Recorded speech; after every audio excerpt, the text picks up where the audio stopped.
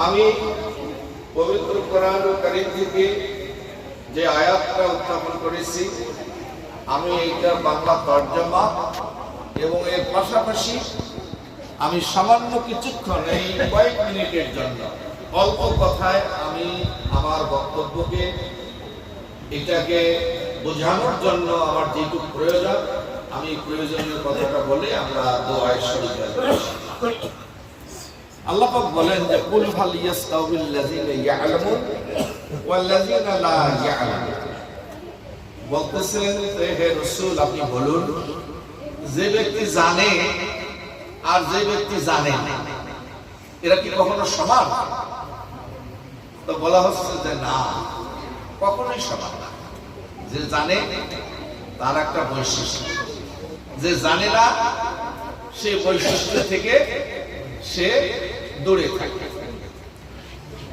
তো এই আল্লাহ পাকের রহমতের ভান্ডার হিসাবে এখানে যারা যিনি শিক্ষা দান করেন আর যারা শিক্ষা গ্রহণ করে, তারা কিন্তু এই কাজটা করতেছে। একদল জানে আর একদল জানে না। অনেকেই জানে না, অনেকে জানে না। এর মধ্যে যারা জানার জন্য এখানে আসছে, তাদের উদ্দেশ্যে আমার সামান্য দুটি কথা।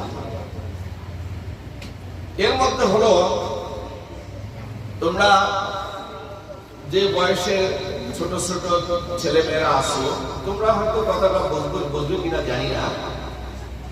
যখন একটা বিদেশি রাষ্ট্রের থেকে কোনো প্রেসিডেন্ট, প্রধানমন্ত্রী একটা দেশে যখন আসে মেহমান হিসেবে, তখন বিমানবন্দরে বিমান থেকে যখন নামার পর একটা লাল গালিচা একটা বিছাই দেয়।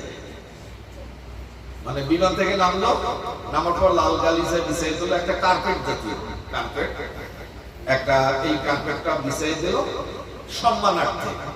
তারপর বিমান থেকে নামিয়ে ওই কার্পেটে করে আসার সময় ওই যে ইয়ারা আছে, ওই সেনাবাহিনীর লোক আছে বা প্রশাসনের লোক আছে, এইখানে কিন্তু তাকে গার্ড অফ অনার দেয়। এই যে হাতে তাদের অস্ত্র থাকে, পায়ের সাথে পা, হাতের সাথে হাত তাল মিলিয়ে বেশ ইয়া করে, তাল মিলিয়ে এরকম হাঁটতে হাঁটতে গিয়া এরপর যখন লাল গালিচা শেষ হয়ে যায়, তখন তিনি গাড়ি করিয়া যেখানে যাওয়ার সেখানে চলে যান।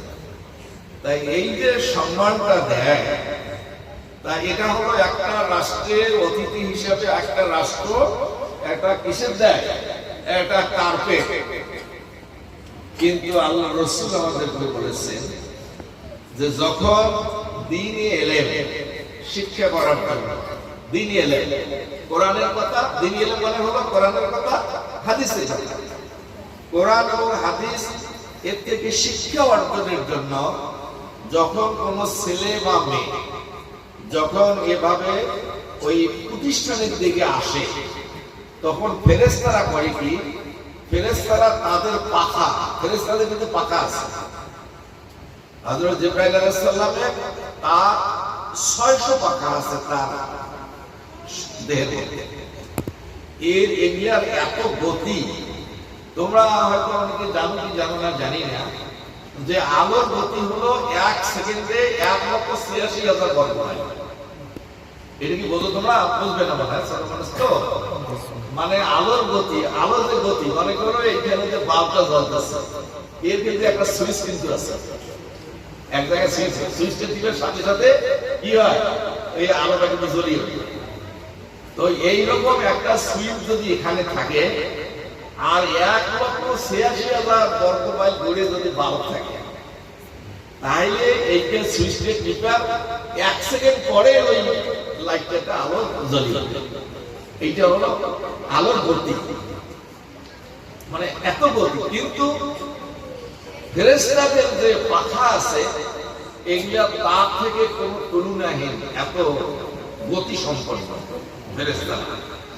আরশে মুআল্লা, আরশে মুআল্লা মানে হলো যেখানে আল্লাহ তাআলার আরশ, এই আল্লাহ তাআলার আরশ থেকে এই জমিন এর দূরত্ব এ পর্যন্ত পৃথিবীর কোন বিজ্ঞানী গাণিতিক উপায়ে, অর্থাৎ গণিতের যে হিসাব আছে, গণিতের হিসাবকে নির্ধারণ করতে পারে নাই যে আরশে আজিম থেকে এই পৃথিবীর দূরত্বটা কত। এ পর্যন্ত ওদের হিসাব মিলাইতে পারে না। কিন্তু ফেরেশতা যখন আল্লাহ হুকুম করেন, তো জিবরাইল আলাইহিস সালাম সেকেন্ডের মধ্যে আরশে আজিম থেকে তিনি তারা কি করেন, জমিনে এসে হাজির হয়। নবীর কাছে যখন ফেরেশতা আসতো নবীর কাছে, তখন কোন একটা আদেশ, এই যে তোমাদেরকে যে বললাম যে কুল হালিয়াস কাবিল্লাহ, কুল মানে হে রাসূল আপনি বলুন, এই কথা কে বলছে? জিবরাইল আলাইহিস সালাম। আল্লাহ বলছে যে এই কথাটা নবীকে পৌঁছে দিয়েছে। তখন আসিয়া ফেরেশতা আসিয়া